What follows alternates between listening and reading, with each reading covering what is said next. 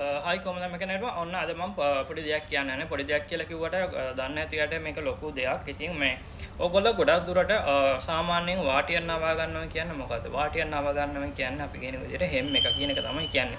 ඒක හෙම් එක කියන්නේ පැට්ලොක් එකේ වදින හෙම් එක නෙමෙයි.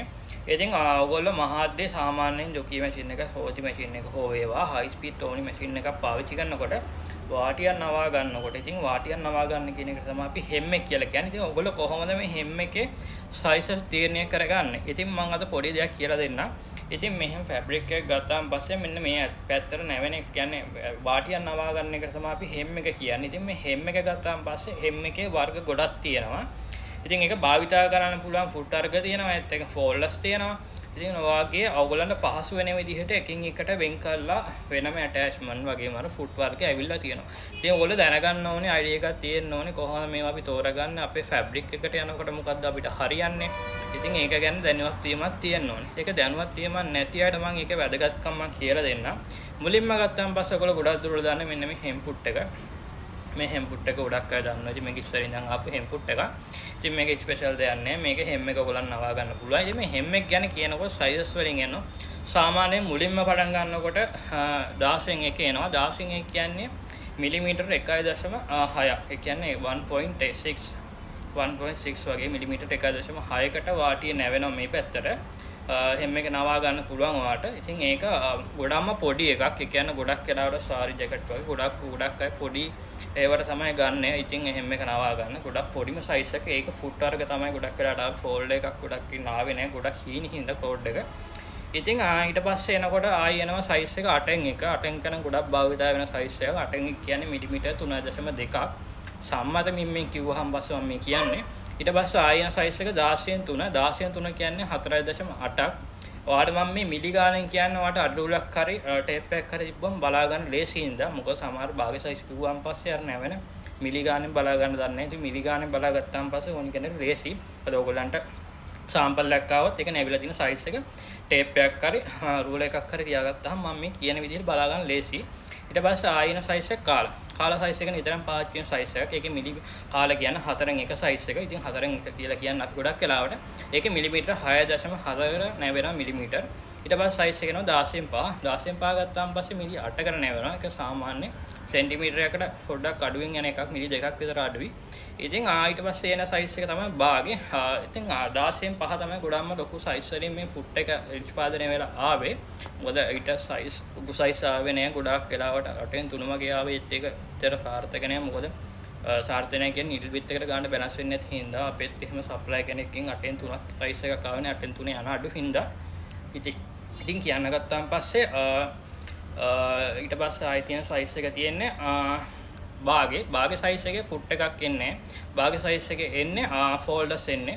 මොකද එහෙම කියන්න හේතුව ෆුට් එකක් එන්නේ කියන්නේ මේ මැෂින් එකේ ෆුට් එකේ නිඩල් විත් එක තියෙනවා. ඒ නිඩල් විත් එකට මේ වගේ ලොකු සයිස් එකක ෆුට් එකක් ඇවිල්ලා බැලන්ස් කරන්න බෑ. හෙම් එක. ඒක හින්දා තමයි ගොඩක් වෙලාවට ෆුට් එකක් නිෂ්පාදනය වෙන්නේ නැත්තේ. ඉතින් ඒකට ෆෝල්ඩර්ස් ගන්න පුළුවන්. මේ තියෙන්නේ හෙම් ෆෝල්ඩර්. සාමාන්‍යයෙන් පාවිච්චි කරන ගන්න හෙම් ෆෝල්ඩර් එකක්. ඉතින් මේකේ ඔයා බාගේ නම් බාගේ විතරයි. මේකේ සයිසස් ගන්න තියෙනවා. මේක 16 කරන් තිබෙන්නේ එන්නේ නැහැ. 8න් 1 ගොඩක් දුරට එනවත් දන්නේ නැහැ. අපි නම් ගොඩක්ම ආවේ නැහැ. මේක එන්නේ සාමාන්‍යයෙන් 8න් 1 ඊට පස්සේ 16න් 3 අර මං කිව්ව කාල 16න් 5 අන්නවට කියවර මේ 16න් 5 උඩරින් ෆුට් එක ආවේ. ඊටින් එහා යනකොට ඔයගලන්ට ගන්න පුළුවන් මේක අංගල තියෙනවා බාගේ අංගල ඊට පස්සේ 8න් 3 ඔය වගේ සයිසස් වල තියෙනවා. ඉතින් එහා ලොකු සයිසස් යනවා නම් ඔයගලන්ට ෆෝල්ඩර්ස් හදා ගන්න පුළුවන්. අපින් හදා ගන්න පුළුවන්. හදන තැනුත් තියෙනවා. ඉතින් ඕනේ විදිහට ෆෝල්ඩර් එකක් හදා ගන්න පුළුවන්. ඔයාලා ඕනේ විදිහට හෙම් එක යන විදිහට ඕනේ සයිස් එකකින් හදා ගන්න පුළුවන්. අපි අඟල් 5ක ඒකුත් හදලා තිබ්බා කර්න් මහන කට්ටියට. ඉතින් එන්නේ වගේ ෆෝල්ඩර්ස් තියෙනවා. ඒත් එක්කම අලුතෙන් ඇවිල්ලා තියෙන ෆෝල්ඩර් එකක්. මේක ඇඩ්ජස්ට්මන්ට් එකක් තියෙන එකක්. ඒ කියන්නේ මේක තියෙන මිලි 12 ඉඳන් මිලි 20 වෙනකන් ඇඩ්ජස්ට් කරන්න පුළුවන්. මිලි 12 කියන්නේ බාගේ සයිස් එක. බාගේ ඉඳන් ඔයාලට මිලි 20 වෙනකම් පුළුවන්. සාමාන්‍යයෙන් 4න් 3 වගේ සයිස් එක වෙනකම් පුළුවන් ඇඩ්ජස්ට් කරන්න. මේකම තව එකක් ආවා මිලි 15 ඉඳන් මිලි 25 වෙනකම්. මිලි 15 කියන බාගට වැඩි.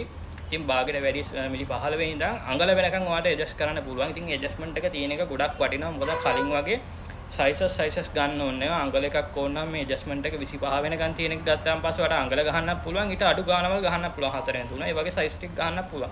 ඉතින් ඕක තමයි හැමතිස්සම අපි අප්ඩේට් වෙනවා කියන්නේ. ඉතින් මේක ගැන දැනුවත් වීමක් තියෙන්න ඕනේ. මේකට ගහන ෆැබ්‍රික් මොනවද? මේකෙන් මහන්න පුළුවන් ෆැබ්‍රික් මොනවද? මේකෙන් කරන්න පුළුවන් මොන වැඩ? ඉතින් ඒව ගැන ඔයගොල්ලෝ දැනුවත් වීමක් තියෙන්න ඕනේ. ගොඩක් වෙලාවට මෙන්න මේකෙන් පුළුවන් ෂර්ට් එකේ මේ ප්ලැකට් එක වගේ පන්නෝල් එක ගහන්න, කව එක ගහන්න පුළුවන් මේකෙන්. 25 වෙනකන් ඇඩ්ජස්ට් කරන්න පුළුවන් එකේ. මොකද අඟල කියලා වෙනම සයිස් ගන්න ඕනේ.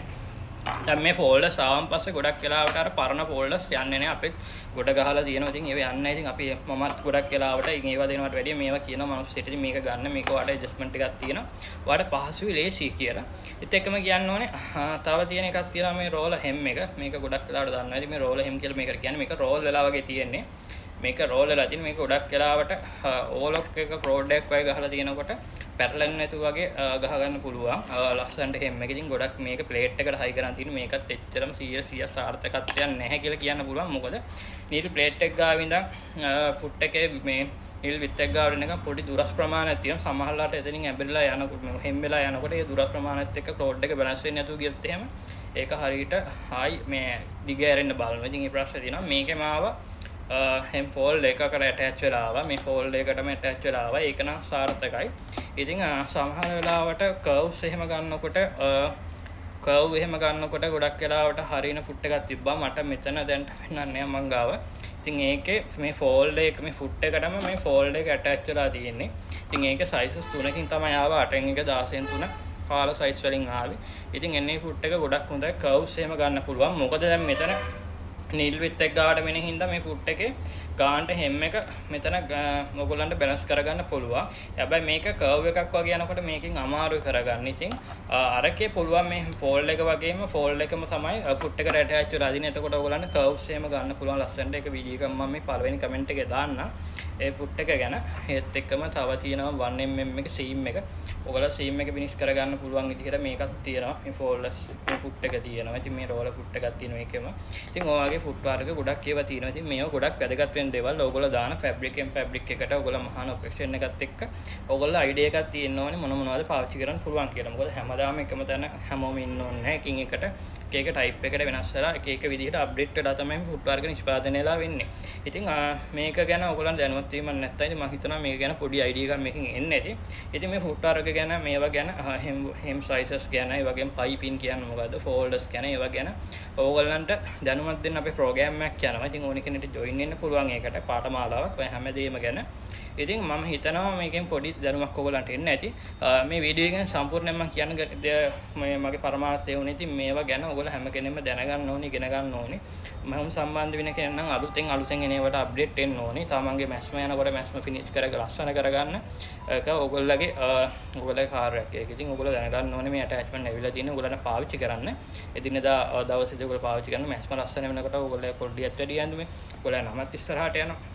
ඉතින් මේ වගේ දේවල් තියෙද්දි හැමදාම එකම තැන යන්න එපා. ඉතින් thank you. මම හිතන්නේ මේක ගැන ඔයගොල්ලන්ට අයිඩියා එකක් යන්න ඇති. ඕනි කෙනෙක්ට පුළුවන් අපේ පාඨමාලාවට join වෙන්න. ඉතින් මම හිතනවා අපේ නම්බර් එකට මැසේජ් එකක් දාන්න. එතකොට මම වැඩි දුර විස්තර කියන්නම්. thank you.